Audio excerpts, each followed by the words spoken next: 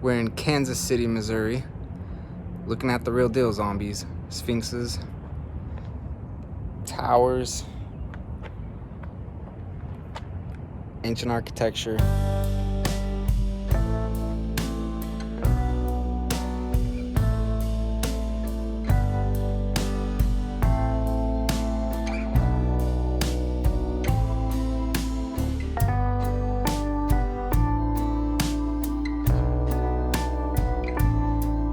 This right here is one of the largest towers in the Midwest, and they tell us that it was built in 1921 as a World War I monument to honor.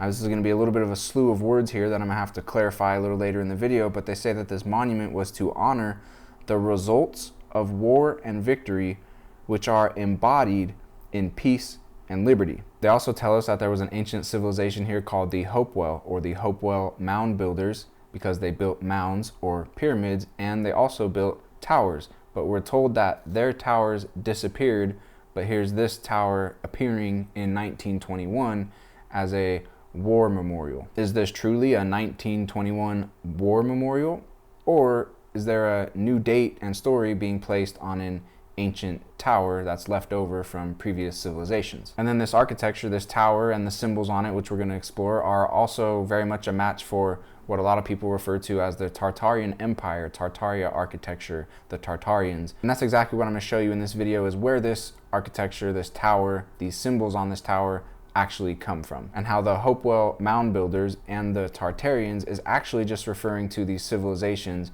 that the Book of Mormon talks about, and the main one of those civilizations is called the Nephites. And the Nephites were masterful stonemasonry architects that absolutely erected a bunch of towers and previously lived in these parts. So this is the tower right here, and let's call this the front side. I'm not exactly sure which side's the front or the back side, but let's call this side the front side. And you can see that there's this huge pillar, and on both sides of it is a sphinx, but the sphinx's wings are covering its face, making it a little bit more difficult to make out, but still quite obvious. And if you look at the very top of this tower right here, there's 4 men wearing robes, holding swords, surrounding the top of the tower. And if we go to the back side of this tower right here, there's this stone mural with a lot of different people and depictions on it, but it's all pointing to, in the very center of it, is a woman wearing a robe, and this is what I refer to as the stone woman. So these are the things we're going to be looking at in this video: the tower itself, the men with robes holding swords on top of the tower,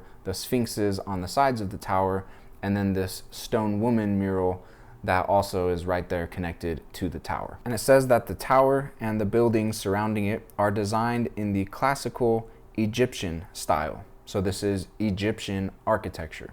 And that's why there's also 2 sphinxes on each side of the tower, or 1 sphinx on each side of the tower, for a total of 2. And they call those stone Assyrian sphinxes. And they've given both of the sphinxes a name. One is named Memory, and the other they call Future. So they're kind of playing with past and future. And it says that Memory faces east, and then it says its counterpart, or the one that they call Future, faces west. So these sphinxes are related to this east and west symbolism. It also says that the 4 men holding swords on top of the tower are called guardian spirits. It also says that they represent protectors of peace. We're going to talk more about this peace thing that keeps coming up, and these protectors of peace.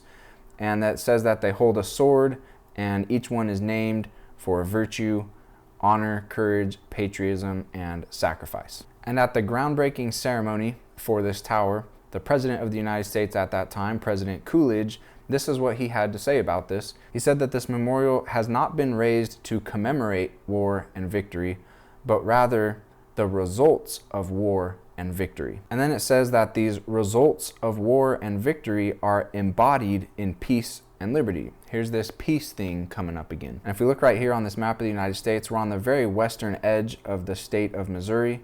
That's where the city of Kansas City is located, which is where we're looking right now.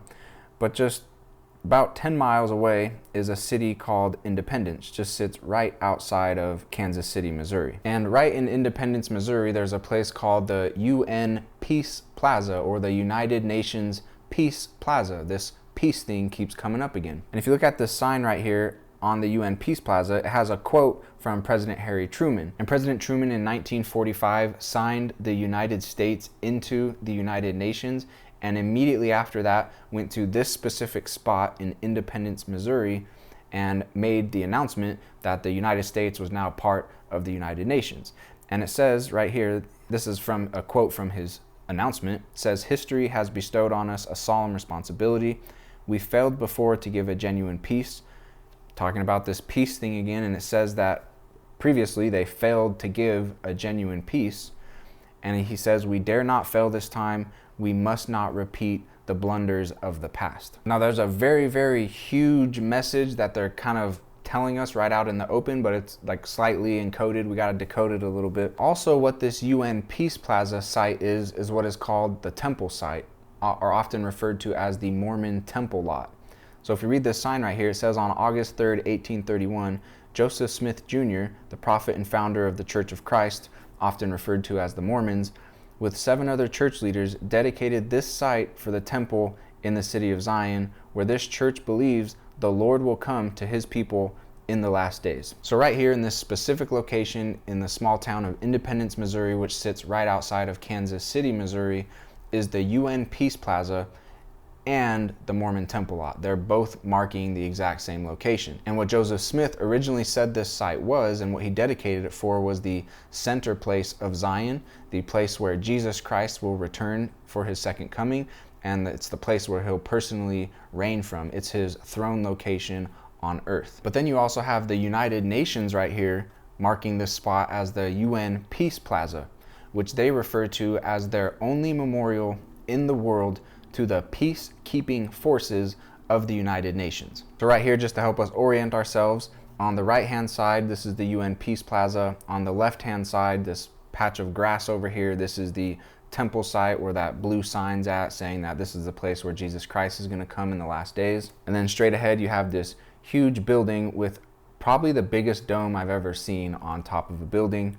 Maybe potentially you could look at that as Tartarian architecture, because it does look like old stone, and it has a huge dome on it, and huge domes is very much a Tartarian architecture type of style. So the UN Peace Plaza, Jesus Christ Temple lot in Independence, Missouri location is what I have marked in the very center of the circle, which sits right outside of Kansas City, Missouri. But then I drew the circle so that the edge of it right here sits on St. Louis, Missouri. Because in St. Louis, Missouri, you have what is called the Gateway Arch, which is a symbol of moving from east to west. Just like we read that those Sphinxes were a symbol of east and west. And in the Old Testament, God made a covenant with a man named Jacob, who was also known as Israel.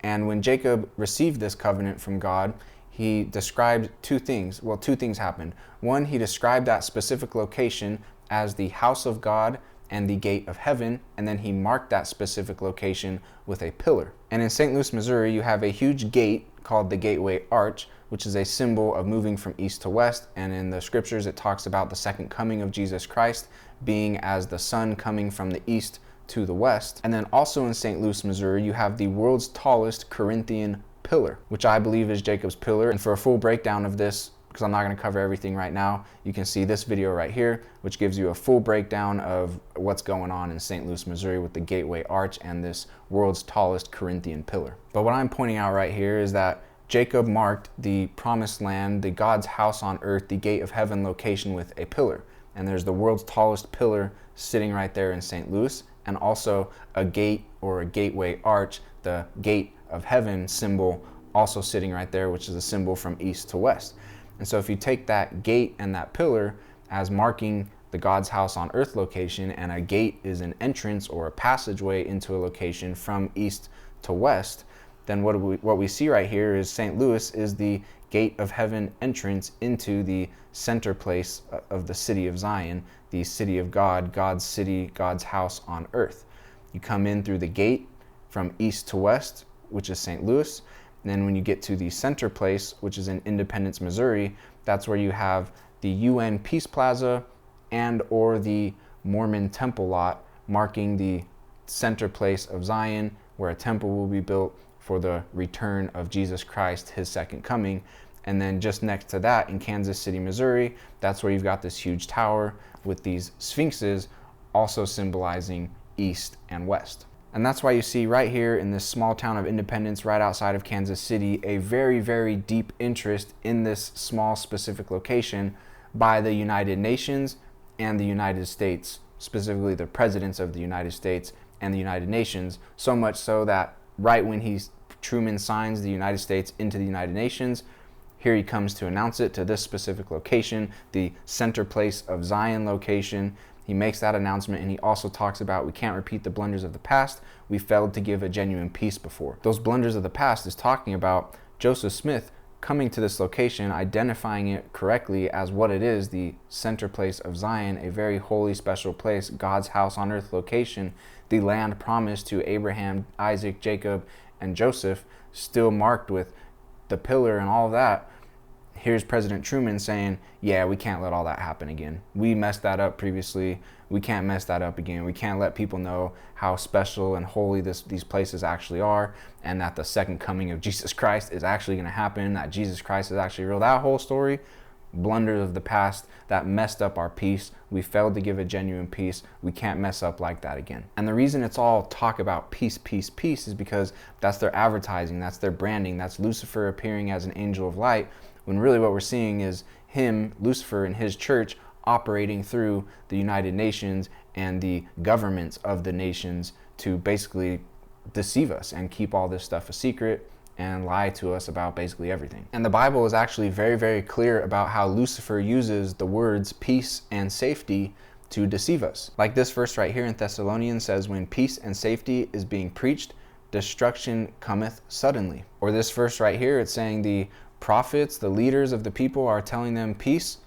and God says, the Lord says, there is no peace. Or this verse right here where Jesus himself says, I came not to bring peace, I came with a sword. Over and over and over again, it's warning us that when you're being told peace and when you're being preached peace, peace, peace, it's deception, and it's actually dragging us down to destruction because we're believing in lies instead of believing what the truth actually is. So you've got in Independence, Missouri, the UN Peace Plaza. It's only memorial in the world to the peacekeeping forces of the United Nations, and it's on this temple lot dedicated to the second coming, the return of Jesus Christ.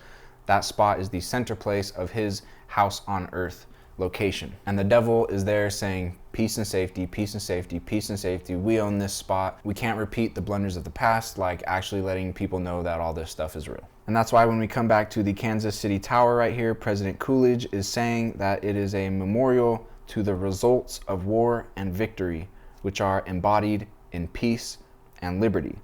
These people preach peace, peace, peace, but they're about war and enslavement and deception. So now that we can see that these world leaders are just playing games right in front of our faces, marking special places with their peace memorials, who actually built this stuff?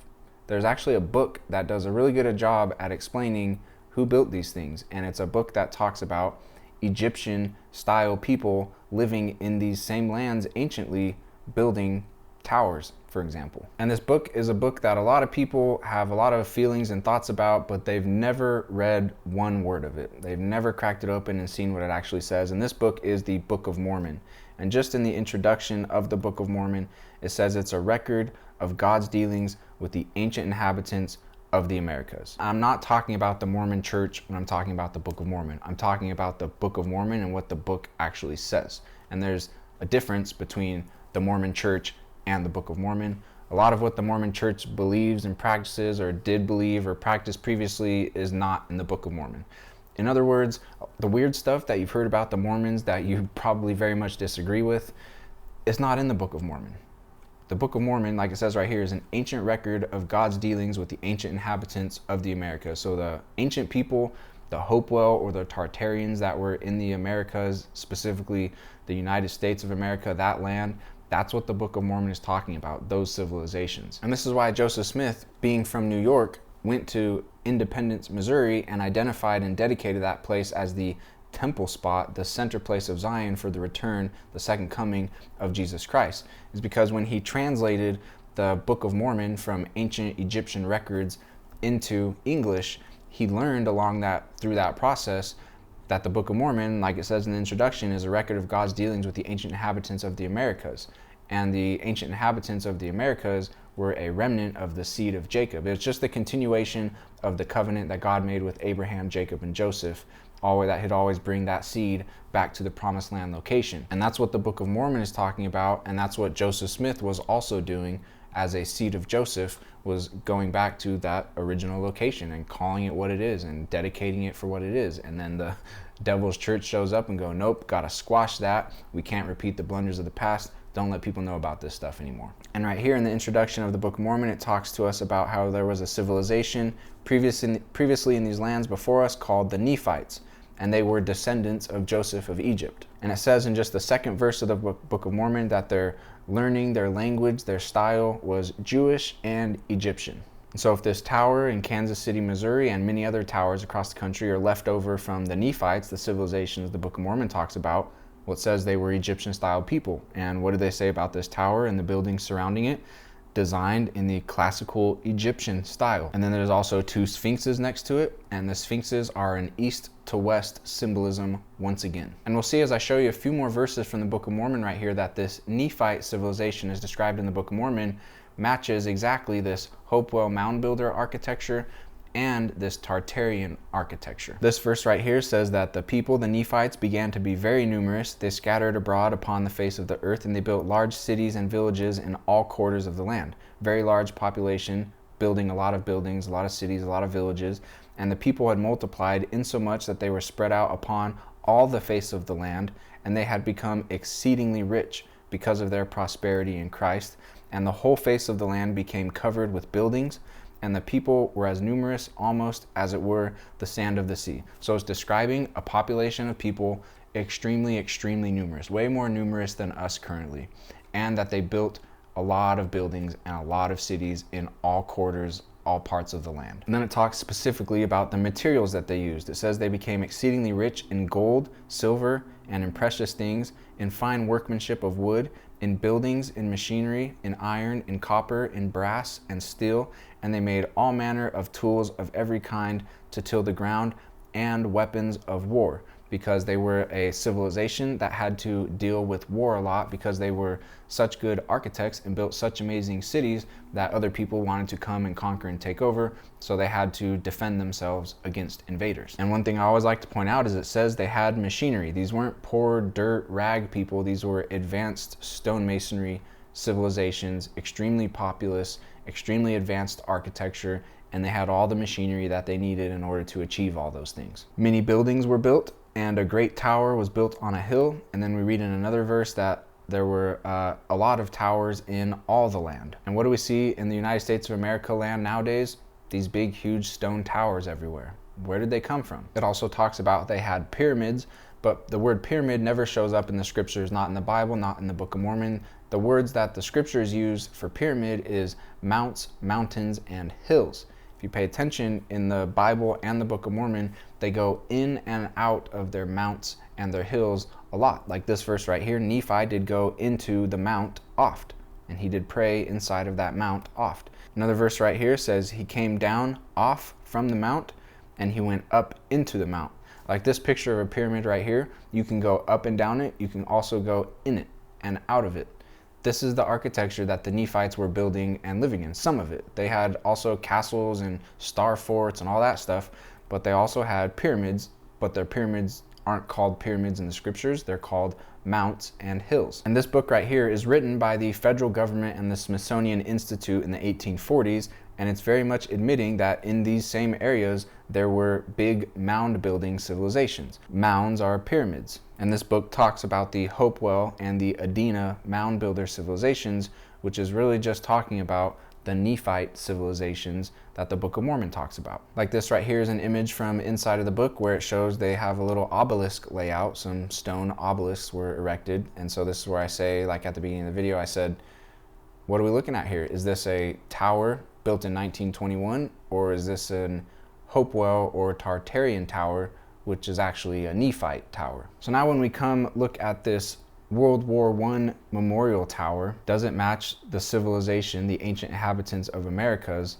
described in the Book of Mormon, known as the Nephites? And it is an exact match. As admitted by them, it's an Egyptian style tower. There are 4 priests on the top of it. That's why they're wearing robes. And the Nephite civilization in the Book of Mormon was very much a civilization that worshiped Jesus Christ until they didn't. They stopped, and that eventually got them wiped out. So that's why the Nephites aren't here anymore, but their architecture is still here. So you've got these priests surrounding the tower wearing robes, and they're holding the sword of truth, because these were people that worshiped Jesus Christ, but they also had to deal with war. And that's why they were building big fortified cities, is because war. So this is a combination of a war people and a people that follow Jesus Christ. So that's why you see priests on top of this tower holding swords. And then as we come down the tower and look around it, well, now you have sphinxes, more Egyptian ancient style architecture and symbolism. Exactly what the Nephites would have constructed, because they were very much Jewish and Egyptian style people. And then now if we come around to the other side of this tower, here's where we have this woman in the middle of this whole stone mural right here. And who is this woman? The scriptures refer to God's covenant, or God's promise that he made with Abraham, Isaac, Jacob, and Joseph as a marriage, because he can't divorce from them. He made this promise to Abraham, Isaac, Jacob, and Joseph and all of their seed, which includes a specific location of land, and he can never go back on that promise. So he refers to it as a marriage, and he can't divorce them. He's married to them for forever. So that puts him in the husband position and them in the wife position. The children of Abraham, or often just, his church, you could call it, is the wife, and he's the husband. Isaiah 54:5 right here says, "Thy maker is thine husband." Jeremiah 3:14, the Lord says, "I am married unto you," speaking to the Israelites, the children of Abraham, Jacob, and Joseph. And then in Revelation 21:9, he says, "I will shew thee the bride, the Lamb's wife." Over and over again in the scriptures, the church, God's people, and his covenant with those people is referred to as a woman, a marriage. And so the symbol of his people, the symbol of his church, is a woman. And that's why we see alongside all of this other religious symbolism is this stone woman, because she's the symbol of the covenant. She is the church, which is another match for the civilization, the Nephites from the Book of Mormon, who were a remnant of the seed of Joseph in these lands. And if you watch any of my other videos, I point this out, that this stone woman is everywhere, all over the country, showing us that this ancient covenant thing is actually real. And then you also have the Kansas City Hall right here, which is this building. And if we zoom in on these stone murals right here, what do we see in the very dead center of it? The stone woman again. And funny enough, they say this building was built in 2 years, 1935 to 1937. Just a massive stone tower with ancient symbolism all over it. And here she is, she's sitting on a throne. She's got the sun above her head, because God is the light and life of the world. She's got the keys of the kingdom in one hand. In this hand, she's got a bundle of wheat, which comes from the parable of the sower, where God gathers his wheat into his barn, into his kingdom, and he bundles up the tares, the wicked, and casts them into the fire. And that's what we see over here. This guy has his hand on this bundle of sticks, or the fasces, or a bundle of tares, tightly bound and ready to be cast into the fire. And just throw this one in because it's just a mighty, mighty structure right here. This was the other city hall that they demolished because they just didn't need it anymore. And it's just full-blown Tartarian architecture, super, super heavy stone. But really what it is Nephite architecture. And right here on this map, right here, I have marked the memorial, the tower that we've been looking at. And just 3 miles away right here, you've got ancient Hopewell mounds. They call them Indian mounds. But really what this is just all Nephite architecture. The Nephites, they built mounds, pyramids, and they built towers, and they built castles and star forts and temples and palaces and synagogues after the style and manner of the Jews and the Egyptians.